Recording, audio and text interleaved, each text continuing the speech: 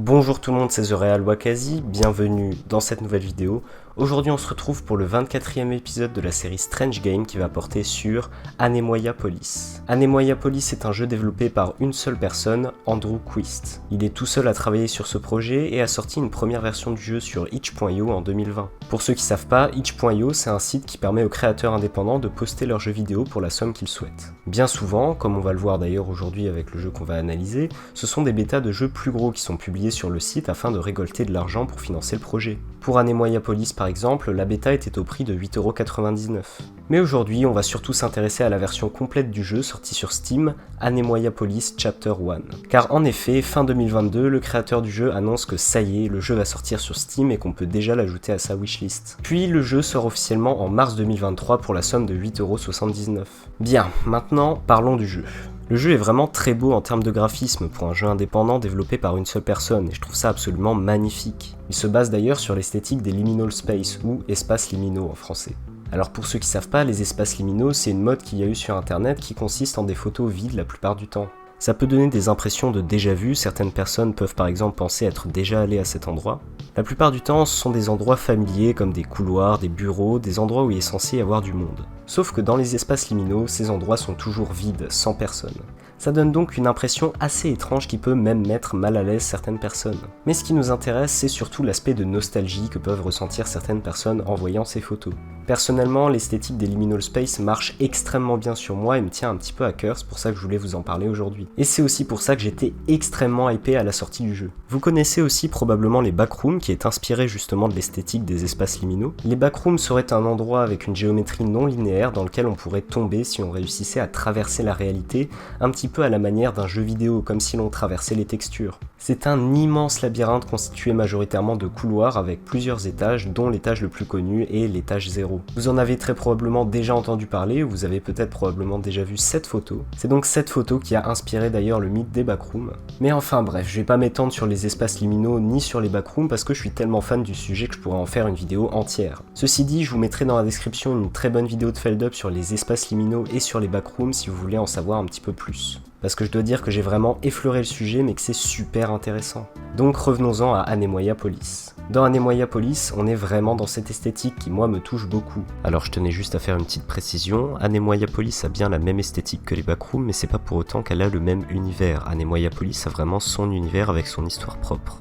Le titre du jeu, Anemoia Police, fait d'ailleurs référence à la nostalgie avec la première partie du titre, Anemoia, qui renvoie au fait d'être nostalgique d'un temps que nous n'avons pas connu. J'ai découvert ce jeu début 2022 grâce à la vidéo de Willon sur la bêta du jeu et j'ai vraiment adoré. Ça m'a tout de suite donné envie d'y jouer et j'ai acheté le jeu dès sa sortie. Bien, maintenant que vous avez tout le contexte, passons désormais à l'histoire du jeu. Vous commencez dans un parking juste à côté de votre voiture, près d'un champ complètement vide. Il n'y a absolument rien autour et peu de bruit, ce qui accentue pas mal le côté angoissant des liminal space. En avançant un peu, vous pourrez voir une pancarte Anemoia Police. Tout au long du jeu, vous pourrez interagir avec certains éléments et appeler à l'aide ou observer avec la touche E. Vous allez voir que c'est un élément vachement intéressant car dans la suite du jeu, ça va permettre de donner des indices aux joueurs sans discréditer l'histoire avec un bête panneau indice par exemple.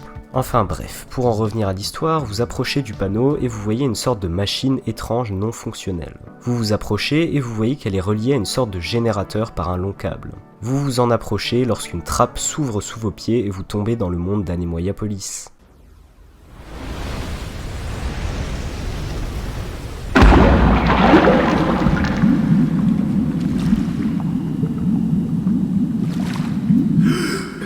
Et vous atterrissez dans le premier niveau, la piscine. Personnellement, je trouve ce liminal space vraiment incroyable. L'atmosphère est vraiment ultra réussie et c'est un des gros points positifs du jeu. Je trouve que ce jeu réussit à reproduire à merveille l'esthétique des liminal space, que ce soit par les décors, les musiques, les bruitages, etc.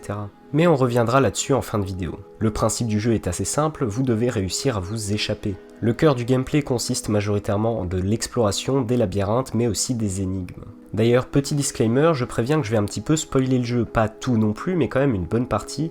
Donc si vous n'avez pas déjà joué au jeu, je vous encourage vraiment à le télécharger et à y jouer avant parce que c'est vraiment une expérience à vivre. Bien, retournons au jeu maintenant. Pour le premier niveau, il faut activer une sorte de panneau électrique pour débloquer l'accès au plongeoir.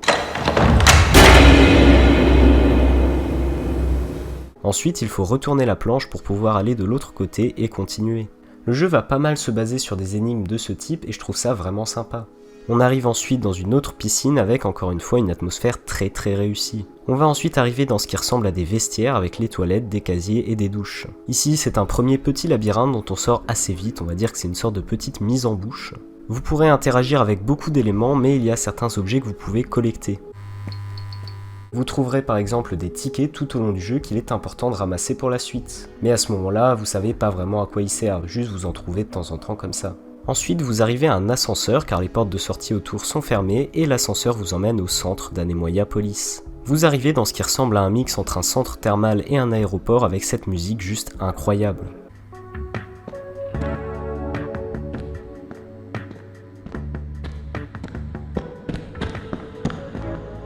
Vous pourrez vous balader et vous constaterez assez rapidement qu'un ascenseur doré est présent avec écrit surface juste au-dessus ainsi qu'un panneau exit.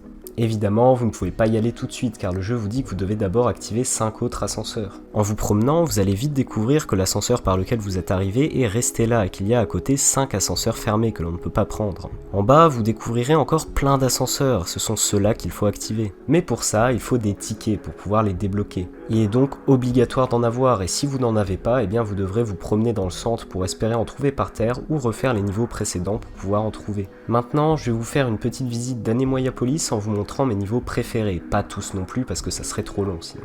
Commençons d'abord par le moins cher, celui que tout le monde prend en premier parce qu'on n'avait pas forcément compris l'utilité des tickets, le centre de conférence qui coûte 0 ticket.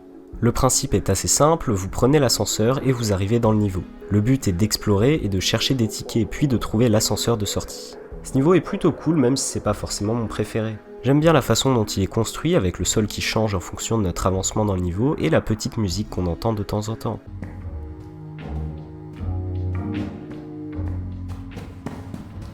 Au bout d'un moment, à force de se balader, vous devriez finir par tomber sur un autre ascenseur que celui que vous avez pris, car évidemment, celui qui vous a emmené ne peut pas remonter. En prenant cet ascenseur, cela vous fait remonter au centre et vous avez validé un niveau de plus. Comme on peut le voir, l'ascenseur reste là et le jeu nous annonce qu'il n'en reste plus que 4. Bien, maintenant passons au niveau suivant, j'espère que vous avez bien préparé vos tickets et que vous aimez le golf puisqu'on va passer au niveau du Country Club.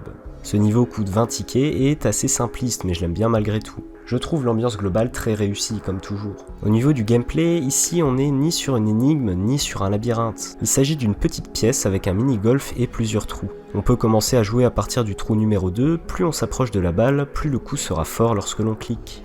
On peut s'amuser comme ça un moment, mais sachez que mettre la balle dans le trou ne sert à rien, à moins qu'il y ait un easter egg que j'ignore. Car je me souviens être allé assez loin la première fois, vers le trou 20, et il ne s'est rien passé. Faut savoir qu'on peut également continuer sans jouer au golf, mais de la même manière c'est infini.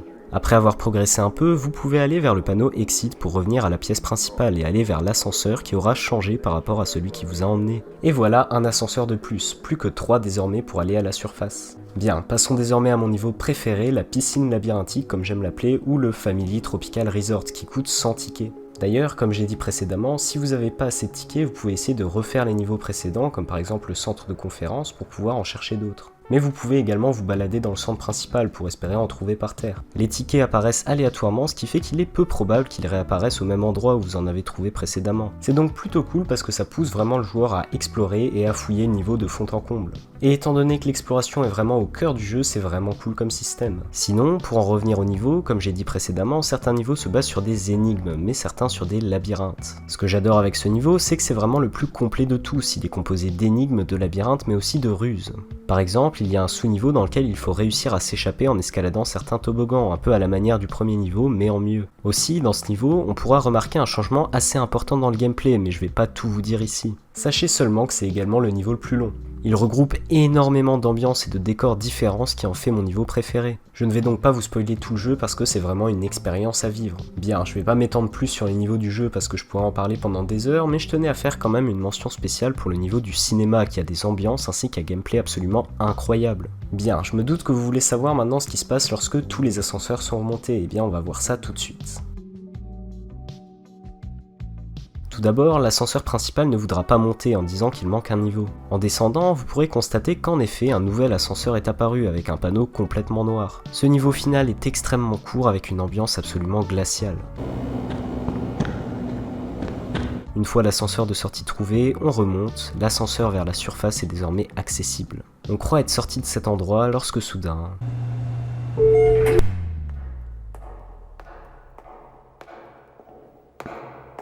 Hey. Hey, I'm in this elevator. Settle down. Over here. You know, of all the people who went down there, you're the first person to come back out. Unfortunately, your knowledge of this place is a liability. Wait, what are you talking about? You can't leave just yet. There's a friend of mine still down there. He owes me a few things. No. I'll think about opening this elevator when he is in it too. Dead or alive. Et c'est la fin du chapitre 1. Ce jeu est juste absolument incroyable, j'ai jamais vu un jeu avec des ambiances aussi réussies. Et pour moi qui suis justement très sensible à l'esthétique des liminal space, ce jeu est un véritable chef-d'œuvre. Tout est réussi, même au niveau de l'histoire et du gameplay, on ne s'ennuie vraiment pas. Quand on fait un jeu sur les espaces liminaux ou sur les backrooms, ça tourne souvent en rond à cause de l'esthétique des liminal space, des grands espaces vides sans personne. Mais dans Anemoia Police, ils ont réussi à créer une vraie histoire avec un gameplay original qui ne consiste pas que dans de la marche. En conclusion, je vous recommande vraiment ce jeu, si vous aimez l'esthétique des espaces liminaux, vous aimerez forcément. Le jeu arrive vraiment à transmettre un sentiment de nostalgie à travers les musiques mais aussi les décors et j'imagine même pas ce que ça doit donner en VR. Sinon, j'attends avec impatience le chapitre 2 du jeu parce que je suis vraiment hypé par l'histoire. Et j'ai très envie de savoir où cela va nous mener et quelle est l'histoire derrière Anemoia Police. Bon et bah voilà les gens, c'est déjà la fin de cette vidéo, j'espère qu'elle vous aura plu. En tout cas moi j'ai pris vraiment un plaisir monstrueux à la faire. Si vous avez aimé, n'hésitez pas à mettre un petit pouce bleu. N'hésitez pas également à partager la vidéo si elle vous a plu, c'est vraiment le meilleur moyen de me soutenir, ça va permettre de me donner plus de visibilité. N'hésitez pas également à vous abonner si c'est pas déjà fait pour être au courant de toutes mes prochaines vidéos. Et sinon, n'hésitez pas à mettre un petit commentaire voilà, pour me dire ce que vous avez pensé de la vidéo, sachez que je lis absolument tout. Et je rappelle également que j'ai créé une page Ko-fi si jamais vous souhaitez me soutenir financièrement. Le nom des donateurs apparaît d'ailleurs à chaque fin de vidéo. Et je tiens également à faire un remerciement spécial pour Guilec, merci vraiment à toi pour les donations, ça m'aide vraiment énormément. Sur ce, merci d'avoir visionné cette vidéo et on se dit à bientôt. Et ciao!